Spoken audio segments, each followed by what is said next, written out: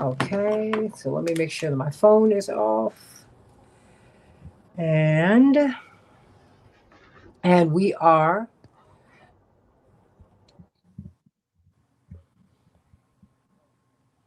Hey everybody, welcome to the Santita Jackson Show here on AM 950 Radio, the voice of progressive Minnesota. I am Santita Jackson. It is a joy to be with you. We've got a lot of things to talk about today.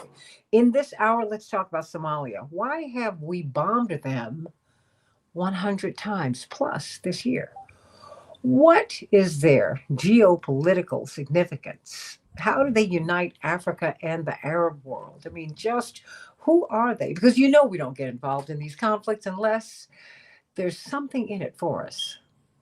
But this seems particularly interesting at this time as you're seeing the world's great powers at this time fight over Africa.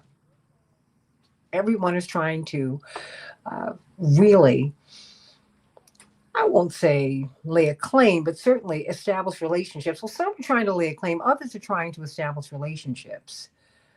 And so we will see what is really going on there. Why 100 times? My goodness, that's like every third day, literally, that we have bombed Somalia. Why?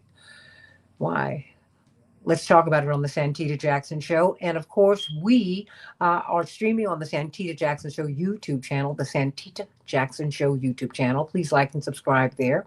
And the Santita Jackson and Friends Facebook page. I'm also streaming on Reverend Jesse Jackson's page. He wants me to continue to stream there. Thank you, Dad.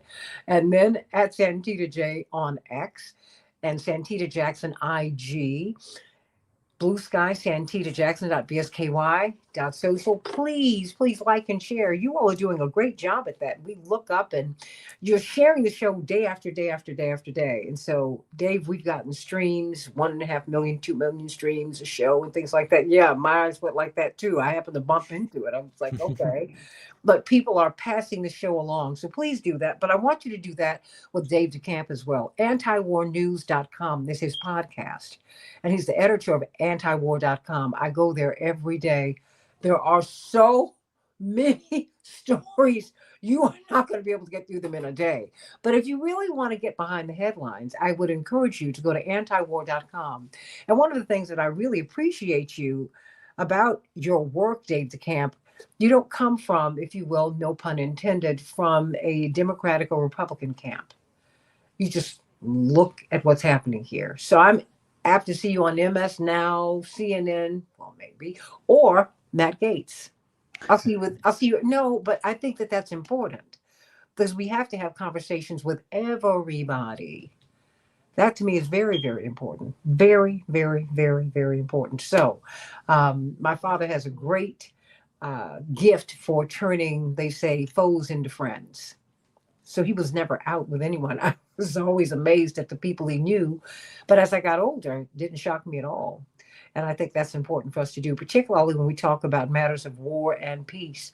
Dave DeCamp, really the best reporting that I have seen in the United States about Somalia, because you actually have focused on it, you care about it. 100 plus times? Are you serious? Why? Why are we even over there? Why are we bombing them like this? Yeah, that's the question here. And I appreciate all those kind things you said about us and our coverage and everything. When it comes to Somalia, I'll gladly accept that I'm the best at covering it in the United States at the moment because for the fact that nobody else is. They're actually it's kind of amazing. I think this is a story in itself that there's virtually no media coverage of this U.S. bombing campaign, despite the fact that this is unprecedented. So people understand kind of the scale here.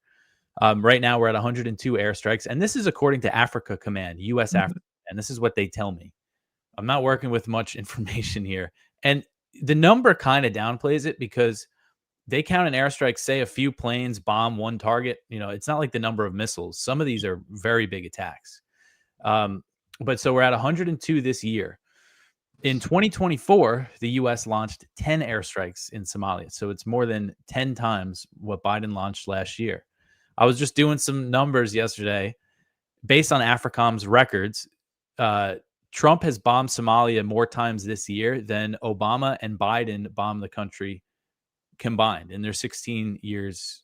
What was it? Is that right? Yeah, 16 years in office. Yeah. 12 years. Sorry, my math was wrong there. But the point is that the whole time both of them were in office, the U.S. bombed Somalia less than just in this 1 year.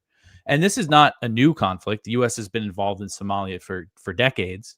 And this specific war really started after 9/11, when the George W. Bush administration started backing these warlords in Somalia as part of the so-called war on terror, and backed an Ethiopian invasion in 2006 to oust a group called the Islamic Courts Union, which briefly held power in Mogadishu and brought some relative stability to the area. And, the accusation was, they were harboring like 3 guys who were linked to Al Qaeda. There was never any real evidence of that. But the U.S. backed this invasion and knocked them out. And then Al-Shabaab, which is the group that the U.S. is still fighting today, was kind of the radical offshoot of the Islamic Courts Union. And since then, an ISIS affiliate popped up, and we're also bombing them, of course, now. So it's really, when you look at all these different places the U.S. has intervened in this way over the past couple decades, it's just this very similar pattern. This was really, ousting the Islamic Courts Union like a regime change war, and it led to all of this war that's gone on, and destabilization in Somalia, and trying to impose, a central government on a very kind of clan-based, decentralized society. So the U.S. continues to kind of prop up the government and help it in this war where, in some parts they're going to gain some territory from Al-Shabaab, but in other areas they're losing territory, and the U.S. is just ramping up airstrikes. Why are we there? I mean, because when you look at North Korea and the fight, it's like when they gave us a DMZ, I think I think America took the wrong part, because you've got trillions of dollars of unearthed minerals right in North Korea. And when we go to these places, we see what is it, Operation Iraqi Liberation Oil. That's what Reverend Jackson used to say. And it's these resources. And probably the most resource rich continent on earth, of course, is Africa. And things that our telephones, our computers would not work without access to these resources that are on that continent. Why Somalia? I mean, what is their geographical significance, or is that it? Because isn't MBS was involved in talking about Somalia? I mean, why? Yeah, I mean, if you look at the map, Somalia is in a very kind of strategic location on the Horn of Africa. I mean, it is the Horn, and it's on the Gulf of Aden. And this is a very just strategic part of the world when it comes to shipping. So I think that's a big part of the reason why the U.S. has kind of been always involved in Somalia, since the Cold War. And you mentioned the minerals. I think that's certainly an interest now. And the UAE is actually very involved in Somalia, and they're kind of supportive of the breakaway states, Puntland and Somaliland in the north, where there's a lot of minerals. And there's been actually some controversy lately because the UAE has been shipping weapons to the RSF in Sudan through Somalia, through this airbase in Puntland. And the U.S. is also using that airbase for its military operations in Somalia. But I know that's one reason why the UAE is very involved. When it comes to the U.S., I think all these things are a factor. Another thing is kind of the Israel factor. You have these port cities on the Gulf of Aden that, if they really want to wage a big war against the Houthis in Yemen, who are, a thorn in Israel's side, this is something, strategic locations for that. The UAE is also an enemy of the Houthis, and that's part of the reason why they're building up air bases on this Gulf of Aden coast and also in these islands in the Gulf of Aden. Well, where does Somalia line up with respect to the Palestinians and the Israelis, or have they chosen a side? Well, when it comes to the government, I mean, it's hard to say, they're Muslim. It's a Muslim country. So they're nominally on the side of the Palestinians. And I think that's probably how I would say the majority of, your average Somali people would feel. But the current government is an ally of the U.S. So what is the dynamic there exactly? I don't really know. But I do know that Somaliland and Puntland I don't think they would give Israel access to their ports, but they're willing to give the U.S. access for specifically Somaliland. They want recognition as an independent country, and Hmm. they've said that they're willing to give the U.S. military like basically their ports. So I think that's a big factor why we're still there. But another thing, I also see this as kind of a remnant, a holdover of the war on terror. Like they created this killing machine, and they still have it, so they're going to use it. I mean, we're seeing them use it in the Caribbean now, but Hmm. they're also still using it. That's one thing, like one talking point. I saw JD Vance say this today. That's so frustrating is they're like, oh, it's never a problem when our military is, across the world fighting. Nobody ever has anything to say about that in Washington. But when we do it in our own hemisphere, which I think that's a stupid talking point for a few reasons, but we're still over there. Like we're still all over the world. Like this idea that they've brought everything home or it's just kind of uh, it's just nonsense. And the War Department. I mean, you see what President Trump, all the horrific things he's been saying about Somalis lately. One of Yeah. the things he said recently was, "Oh, they don't even have a government. They're just everybody's killing each other over there." Well, you're giving that government the more support than any other U.S. president in history when it comes to military support and airstrikes. So you just see so much hypocrisy here. Well, is it? But he is also. We know that he is transactional. So I mean, because even with Gaza, and the involvement of Steve Witkoff, his son-in-law Jared Kushner, they went in there. It seems like making a deal. Is that what we're seeing in Somalia? I mean, not like I said, this isn't anything new. We've Mhm. seen the escalation. I think that's kind of a Trump thing. We saw it during his first term. Both times, Obama was waging the drone wars, and there was a lot of controversy about it, thanks to good reporting and whistleblowers. So they created kind of these constraints on the drone campaign. And when Trump came in his first term, he loosened all those restrictions and ramped up airstrikes everywhere. And he did the same thing because Biden actually put those back in place, and he did the same thing. And what I think really happened here when it comes to Trump and Somalia is, I bet he doesn't know that he's bombed Somalia 100 times this year. Is that I think he just, signed off whatever and said, do what you're going to do over there in Somalia, have at it. And that's what we've seen here. Before you go, what do you want us to know? What should we be looking out for? Because Somalia is not something we talk about. We talk about Venezuela now, and we should. We talk about Gaza, and we should. We talk about Ukraine, and we should. But if we bomb a country 100 plus times inside of a year, I think we should be talking about them too. And we need to wonder why we're doing that. Yeah, I mean, it's just something to be aware of. And we've seen some airstrikes that have killed civilians lately. Reports of 8 children being killed, not all totally confirmed, but the fact that there's no oversight on this war because there's no coverage in U.S. media. The government that the U.S. backs arrests journalists all the time who report Mhm. critically on the security forces and on the war.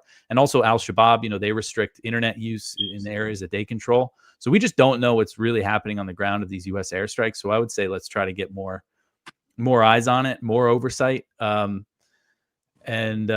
you mentioned transactional. Just another thing I'll say before I go, I mentioned Somaliland.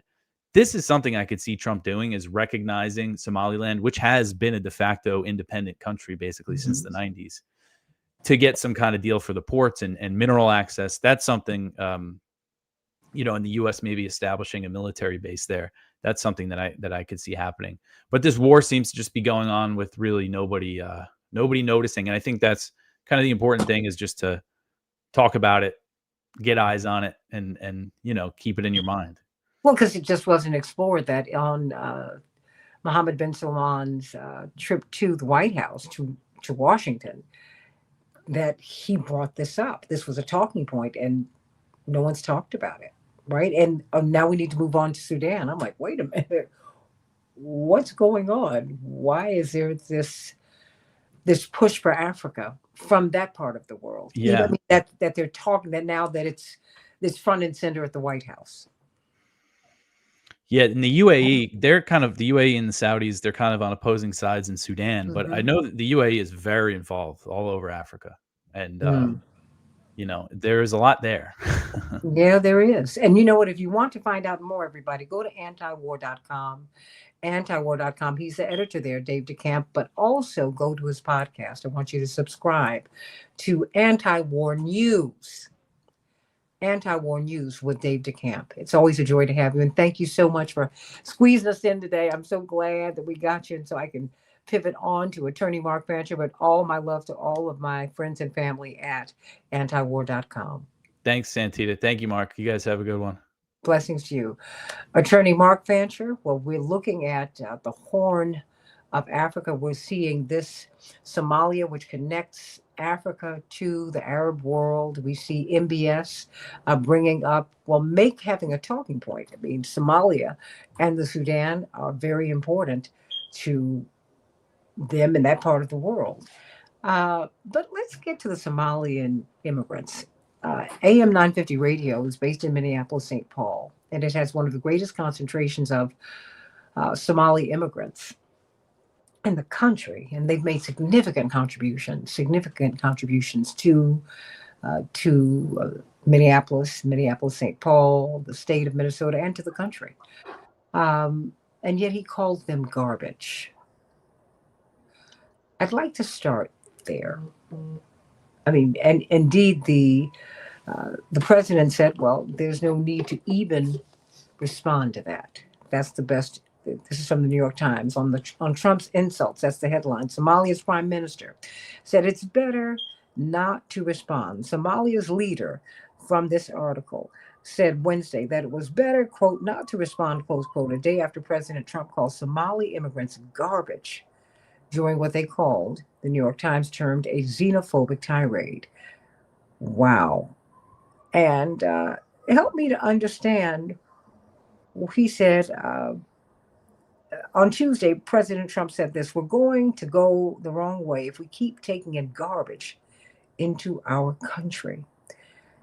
I'm trying to understand that. And, because these people talk about human beings as garbage, and others talk about the Gazans, the Palestinians as being animals. Let's just stay with the Somali immigrants in the United States for a minute. When you heard that, what was your reaction? Well, pretty much as the Somali leadership has suggested, that it's hardly worth responding to, and trying to understand him will, if you try hard enough, you'll become as crazy as he is, because there's really nothing much to understand other than the fact that he's crazy and he's a racist. And this is pretty consistent with all the things that he said about pretty much everybody who's not Nordic, or from countries that he would like to have immigrants come from. Haitians eat dogs and cats, and Puerto Rico is garbage. The Somalis are garbage. I mean, if you come from a quote unquote s-hole country, then you're worthless. And so this is pretty consistent with him as an individual. But I think that what disturbs me more is not so much what he does, because we know who he is, but it is the fact that U.S. policy has continued to move in the same direction as it has for decades, and that is that in areas of the world where there are resources, or where there are strategic interests that they have identified as vital, the strategy has always been to create total confusion and chaos and destruction in those regions. And the more that people are destabilized, the more that these regions are destabilized, the less likely it is that the people who are in those regions are going to be able to consolidate their forces and to take control of their own resources, and to take control of whatever it is that the U.S. finds to be of such value. We see that they do that in Haiti by creating all kinds of confusion and conflict and destabilization. They have done it historically in Congo, which many regard as probably the most resource-rich real estate on the entire planet. And certainly, as Dave DeCamp mentioned, the Horn of Africa has always been regarded as a very valuable region for strategic reasons, because of its proximity not just to Africa and its resources, but also because of its location relative to oil rich countries in the so-called Middle East, and the shipping lanes there and all of the other things that are there. So we can talk about the division which the U.S. has fueled just within the past few decades, but even as far back as the 1970s, there was there was the use of the countries in the Horn of Africa as proxies for the Cold War. The Ethiopia was regarded as within the Soviet Union's orbit, and Somalia was used as a foil or a counterpoint on behalf of the West and the U.S. And so they backed them in ongoing conflict, cross-border conflicts during that period. It's interesting that Dave DeCamp made reference to this period of time when Somalia had a somewhat stable government, under the Islamic Courts Union, and it probably was the only period when there was some degree of stability, but it was destroyed, and Well, when you say stability, what does that mean? that means the absence of active conflict and shooting and that kind of thing, warfare that's ravaging the country and all of that. The objection that was commonly offered to it, about it, from the West, was that it was an Islamic government, and they, you know, presumably were using what people regard as Sharia law, and you know, those kinds of things were used as a basis for the argument that they should be destabilized. And once they did, then it triggered another round of confusion because there were various factions that broke off, and these various forces under the control of what the U.S. called warlords were fighting each other, and Al Shabaab grew out of it. And then once you have what is purported to be a terrorist organization, then that presumably gives the West license to go over and start dropping bombs on it in the fight against terrorism. So it's an ongoing process of destabilizing a region, and then, to add insult to injury, having the West to blame uh, Somalia itself for its problems. I mean, even Trump does it, where he dismisses the country as being, no country. But how did it get that way? Who made it that way? I mean, it was the U.S. And any acts of resistance, even on the most micro level, are also condemned. I mean, there was a period, some years ago, when Somali fishermen uh, were resisting the illegal use of shipping and fishing waters by foreign forces, and toxic dumping in the waters where they made their livelihood, where they were fishing. And when they fought back, they were branded as pirates, and there was a war that was waged against them. But looking at it from a broader perspective, you look at U.S. Africa Command itself, and the fact that what was happening in Somalia was part of what caused the creation of this command. That, along with what was happening in Nigeria and the Niger Valley, and acts of resistance against foreign forces and against Western imperialism and foreign corporations and things were regarded as acts which were a threat to U.S. interests. And the idea presumably was that you were going to establish U.S. Africa Command as a way of controlling terrorism and controlling destabilization of Africa, when actually what AFRICOM has done is to become a force for the destabilization of Africa. And they have always known that it requires sometimes military force to do this, but they couldn't use U.S. troops to do it. It wouldn't play well around the world, and certainly wouldn't play well here in the United States. And so AFRICOM's method of operating has always been to have U.S. military personnel lurking in the dark corners and directing African armies to carry out missions that are presumably in the U.S. interests. So, in order to create this illusion that the U.S. is not involved militarily in Africa, they've never front and center been involved actively in these conflicts. They've always done it in a surreptitious kind of a way, having advisors to go and advise African armies, to do as Obama did, using drones, which don't involve actual boots on the ground and mano a mano combat. You have it with the bomb Well, hold on. talking about today. Hold that thought, because mano a mano combat with an American fighting force that is largely black and brown, how would that work on the ground in Somalia and throughout Africa? But can you go into that? Because I think that's something that no one really thinks about that. But we have National Guards persons, at least 2 in Chicago, who said, I didn't sign up for this. These are my neighbors, which is why they brought people from Texas in, but those who were Illinois based, at least 2 of them, said, no, I'm not going to do this with my neighbors. This is not going to work. What about deploying black and brown troops, black troops in particular, in Somalia? Oh, the Pentagon thinks about that all the time.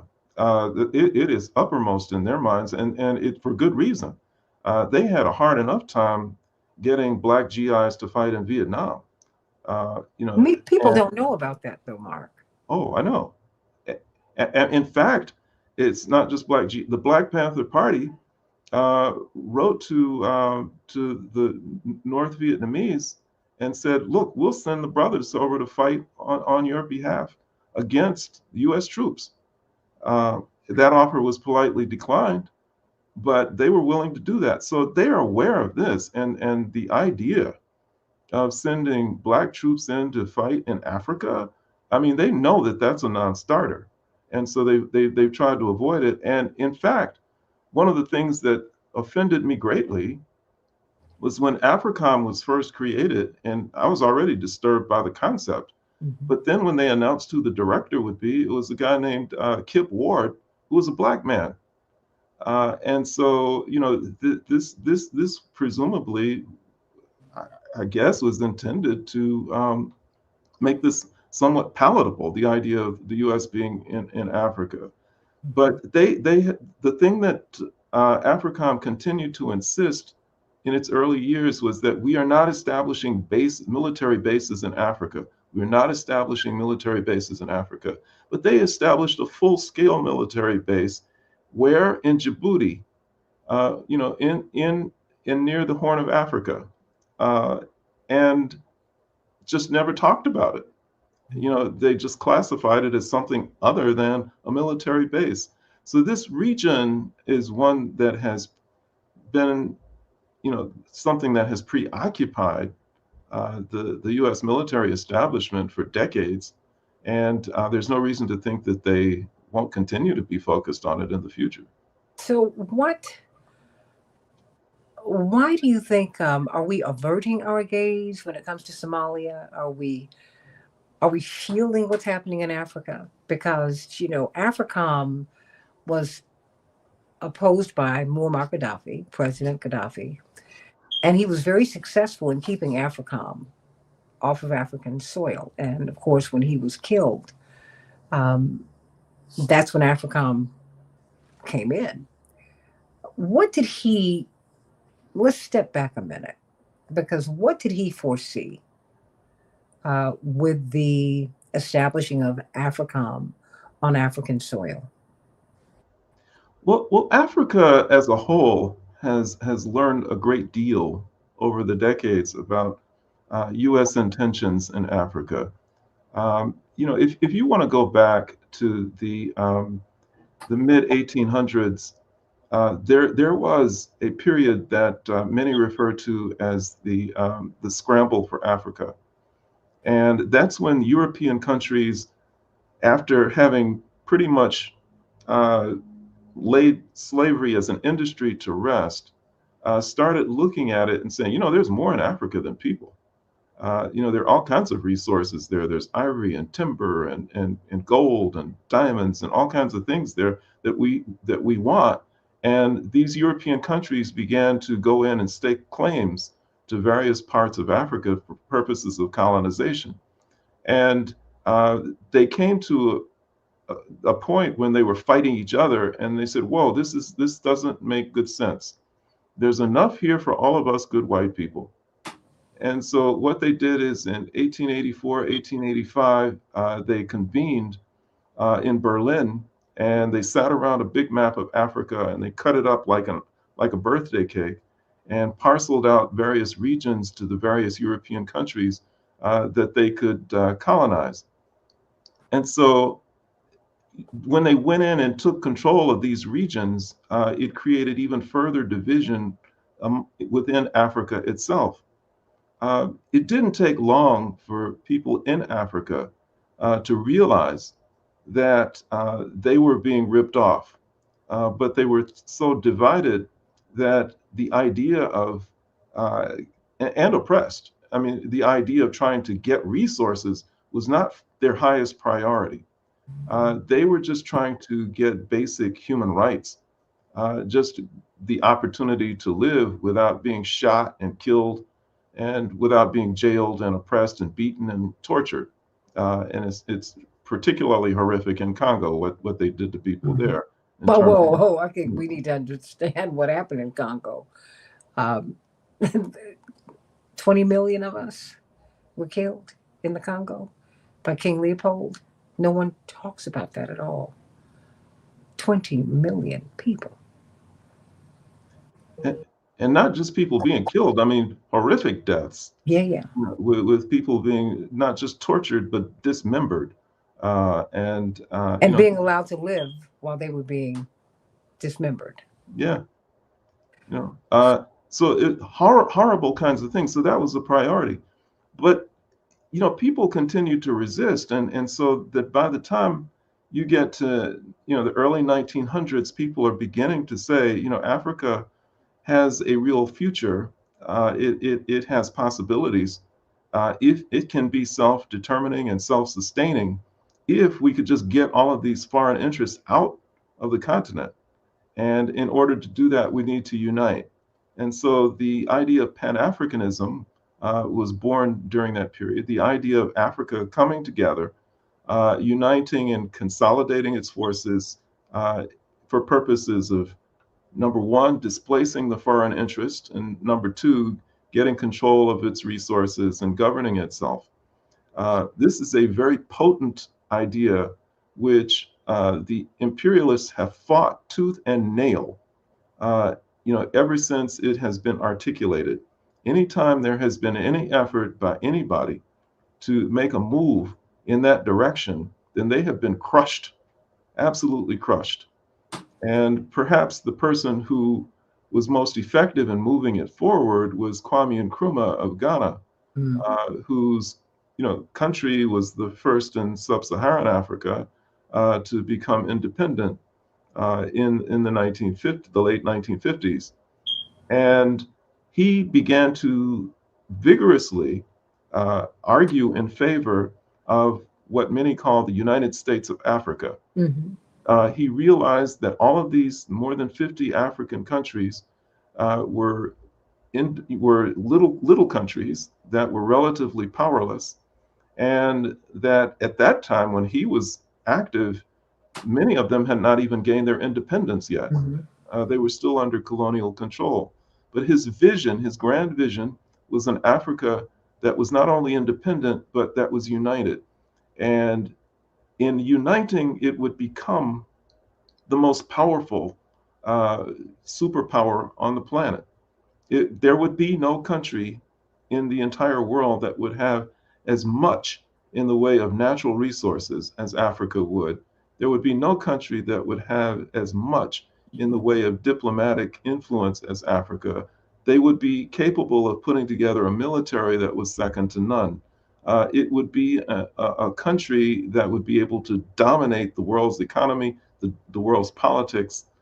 It would be able to dominate the planet, in fact, if that were to happen. And we see that he was thrown out of office when he was on a diplomatic mission to Southeast Asia, and he died, in exile in Guinea.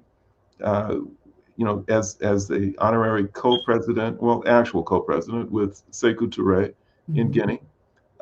And the idea, anytime people began to talk about Pan-Africanism, they met their demise.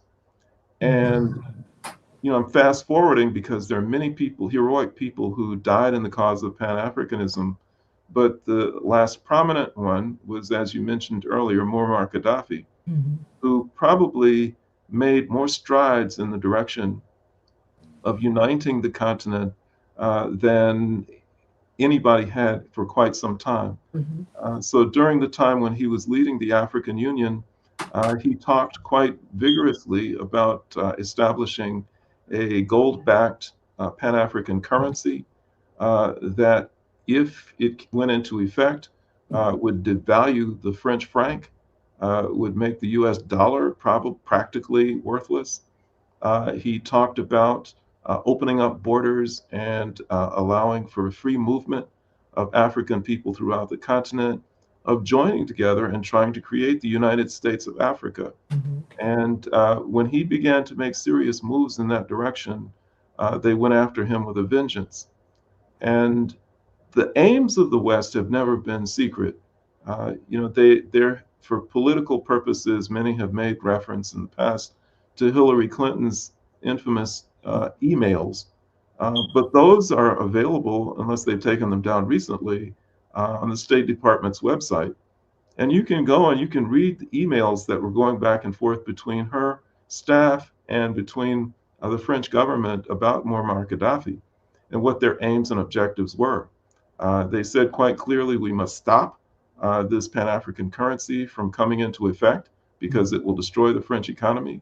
And we want Gaddafi's oil. And so they were basically saying that he needed to be eliminated.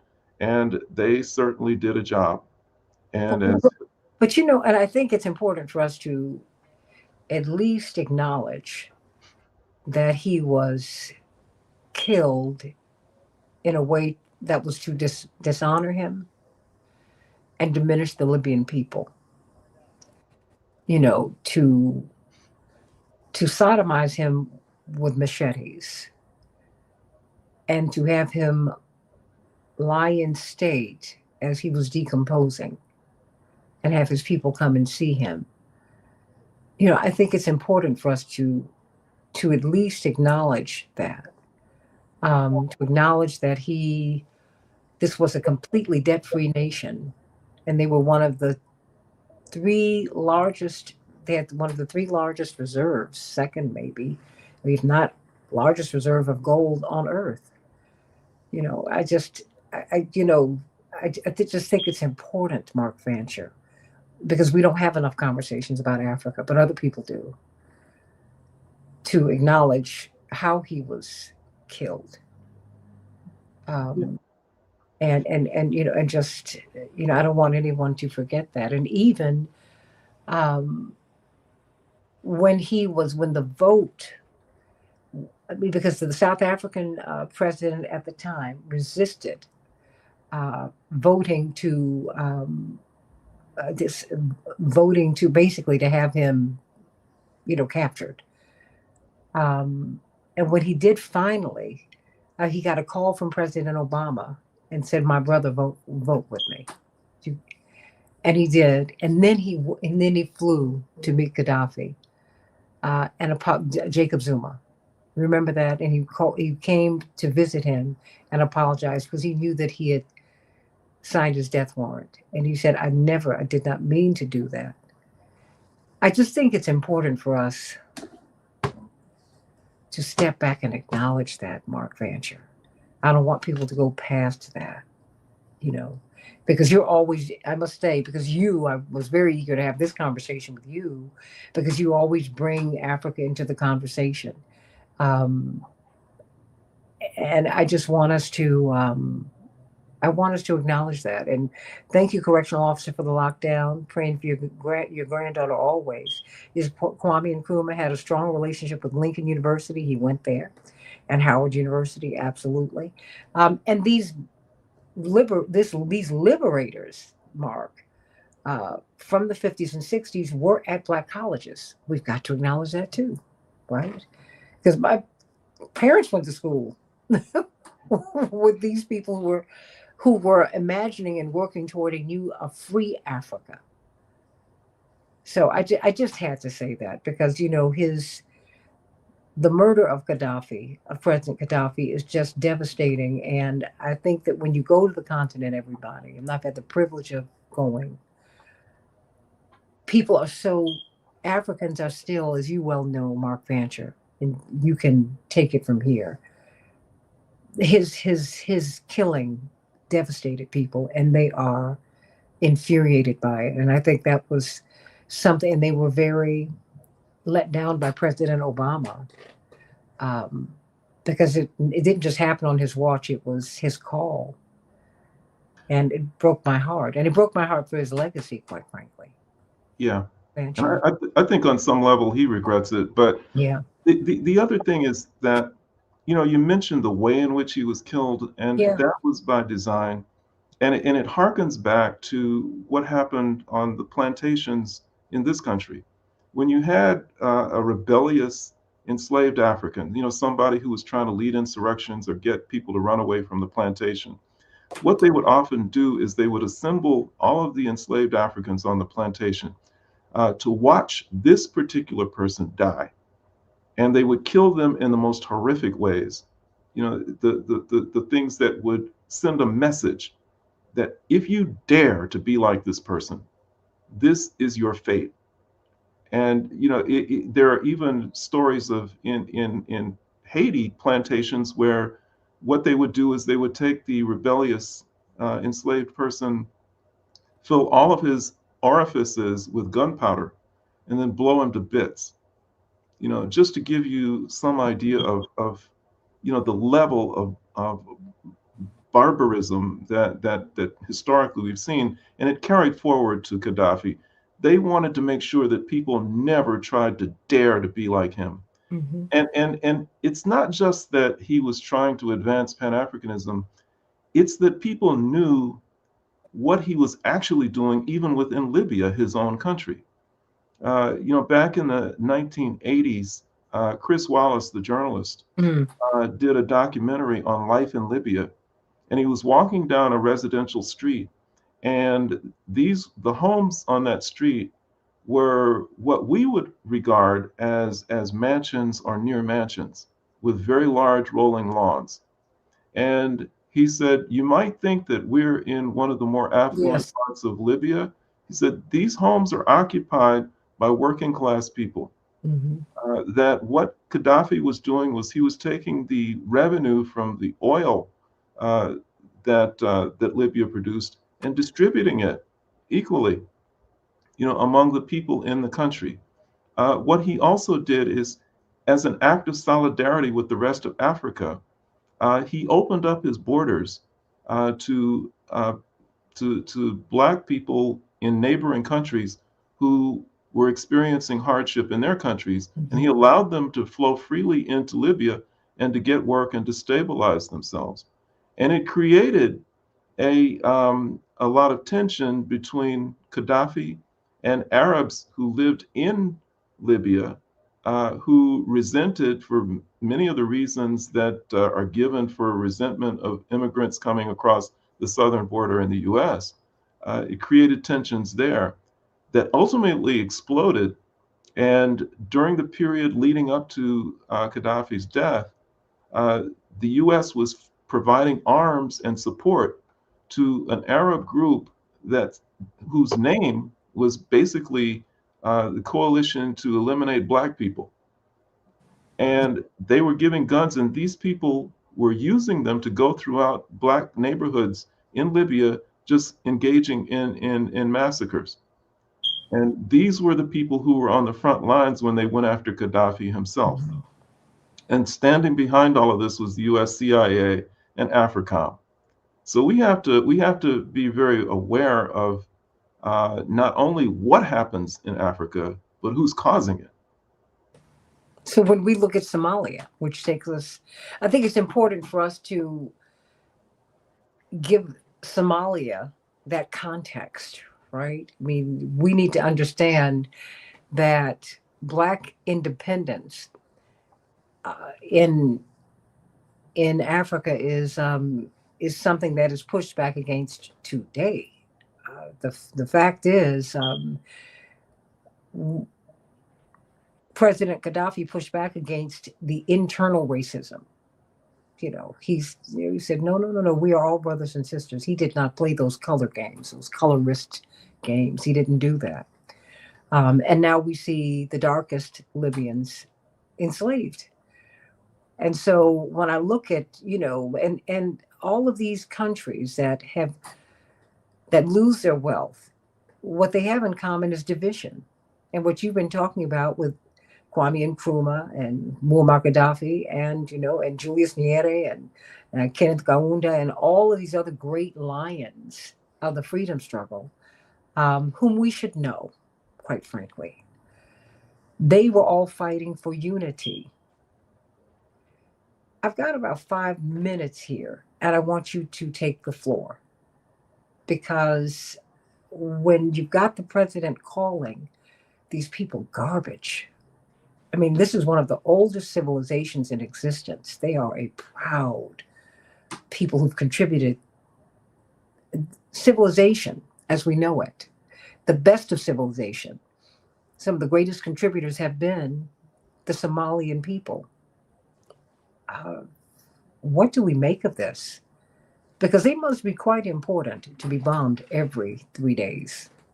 Oh, they are. And they realize that. And I think that what I hope that we come away with is a realization that for those who think that Africa is too far away, it has nothing to do with us, that we're not impacted by it, we're not influenced by it, we're Americans, and that's all that we should be concerned about. Wake up. Understand that there are direct connections between Africa's fate and the fate of people, all people, but particularly people of African descent in this country. And a bright and prosperous future for Africa means a bright and prosperous future for all people of the African world, whether they live in Africa or whether they live in the United States. There is a connection. Sometimes it's not clear and apparent, but there is. And I can tell you that if Africa is able to do what Kwame Nkrumah hoped that it would do, what Muammar Gaddafi hoped that it could do, then it will overnight transform the reality of Black people all over the world, and particularly here in the United States. Because can you imagine the political dynamic that results from that, where you have the most powerful superpower on the planet in Africa, the United States of Africa, and the United States, little puny United States, if you ever want to really look at the relative size of the United States to Africa, on a geographically correct map, you'll see that it's puny. The United States is puny. If the United States dares to call people garbage, to discriminate against people of African descent here, to allow police brutality to run rampant, to allow conditions which keep us artificially in poverty, which allow for ongoing discrimination and oppression. If you think that the United States of Africa would sit idly by and let that happen, you really got to think again. And even if they chose to sit idly by and do nothing, the mere fact that it exists would cause the United States government and the people who control it to think twice about doing the things that they've done to us historically for fear of what Africa might do. So we have a vested interest in realizing the Pan-African dream, and we should fight hard for it. And the first and best thing that we can do is to become aware of the kinds of things that we've talked about today. The more that we know about Africa, the better prepared we are to respond and to fight with Africa. There's a good example that's being set right now in the Sahel. Mali, Niger, and Burkina Faso, just those three countries have heard the call for unity. They've come together and they've stood firm against the Western Empire, and they've won. Mm-hmm. Those three countries, if three countries can make France back down, if they can make the United States back down, then all 54 plus countries in Africa standing together will make the world back down. And we need to realize the potential power that we have by coming together. And of course, when you look at the Sahel, and I think that's why Traoré, the president, and those three leaders have awakened something in all of us, because we see the power of unity, and not just coming together. Everybody, mobs come together. When you come together on that which is righteous and just, when you decide to take the wealth that God has put underneath your feet and feed the people whose feet it supports, that really is the point. And that's why we're going to win it, because this is what God wants. And it's already a victory that's won. We just have to do our part to make it happen. Attorney Mark Fancher, so brilliant. Where can we? Are you going to write about this? I just have to ask you before we go. I want to hear what you got to say. I just write stuff all the time for LA Progressive and for Black Agenda Report and anybody else that'll publish my stuff. So No, don't act like this. That's how I met him, everybody. I was so moved by his writings. I reached out to him, and he was kind enough to drive in from Detroit, from Michigan, to be on Reverend Jackson's show. And after the show, Reverend looked at me and said, "Who was that?" Whenever he's astonished by someone's intellect and breadth and depth, that's something that he always says, and we say that about him. But more than that, I would say it's because you are such a good man and a godly man. Because at the end of the day, without God, we have nothing, everybody. We need to be just. We need to be merciful. We need to be humble and walk humbly with God, because all of this is for naught, if we don't do the right things for the right reasons. We need to be excellent stewards of the earth. You're not supposed to. We have too many people who have too little, and too few people who have everything. You know this isn't right. Let's talk about this Tennessee election. Well, let's just get the analysis. Black people really did show up and show out. But so did progressives. I mean, this is a really, really, really red part of the country. And I don't see this as a loss, everybody. I see this as a win. But the question is, will Democrats try to lead the people, or will they allow the people to lead them? Let's talk about it on the Santita Jackson Show here on AM 950 Radio, the voice of progressive Minnesota. Check out Mark Fancher wherever you can. Black Agenda Report, LA Progressive. Just key in Mark Fancher. Mark Fancher. Look him up, because I tell you what, he is someone who's going to expand your mind and lift your consciousness. Back with more of the Santita Jackson Show, here on AM 950 Radio, the voice of progressive Minnesota.